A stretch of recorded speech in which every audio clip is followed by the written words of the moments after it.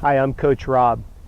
When you're in an open water environment, I want you to pay close attention to how often you're looking up to sight on the buoys to make sure that you swim the straightest line possible from start to finish. If you've watched any of my other videos or you've attended any of my workshops, you know I'm a big advocate of sighting every 3 to 5 strokes. And what I mean by that is we constitute a stroke as if it's your normal swim stroke. That doesn't include sighting or anything else. So for example, if I'm sighting every 3rd stroke, what I would do is, let's say I'm breathing off on the right side for the sake of this video and for illustration purposes, what that would look like is I'd take a breath, I'd swim 1, 2, 3, I would take a sight, the water level would be here. I would not use it as a breath stroke. If you bring your mouth above the water, your hips are immediately going to sink, and that's going to slow you down, because if the water level's here, all this is drag below you.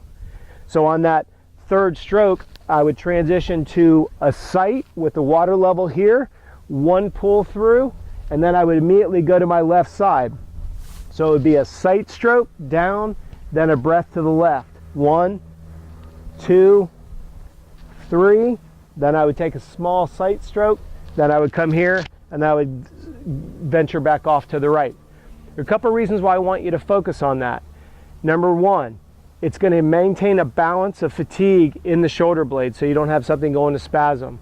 Number 2, it will keep you from swimming off course. It allows you to make a really quick correction, and it's nice because with the GPS watches nowadays, we can see how far, quote unquote, we've gone off course.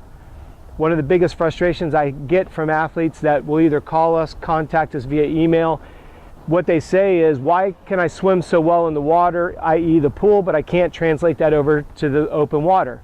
Well, without you realizing it, you have some peripheral reminders. You have a lane line that's blowing by you, you have this black line below you, and even though you don't realize it, your body hones in on that black line, and you're making these proprioceptive balance adjustments in the pool.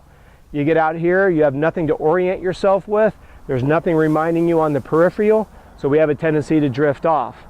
The other thing that makes it difficult is if you're swimming an Olympic distance race, going up to a half Ironman and the Ironman, the duration of time that you're out there, it's easy to space out mentally. We're just kind of, okay, I've gotten away from the crowds, I've got good open swim, good clean water, I'm just swimming.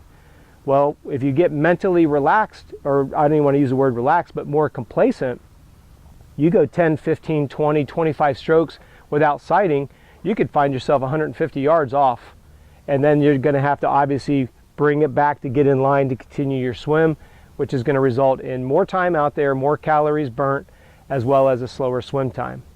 So please do me a favor, think about sighting every 3, then get a little bit more comfortable, and you know, as you sight, you see you're swimming straighter and straighter, go ahead and move on to a 5. Go 5 strokes without having to take a sight, but it takes a lot of confidence in yourself only by testing it to know that you should move up from a 3 to a 5 sight stroke.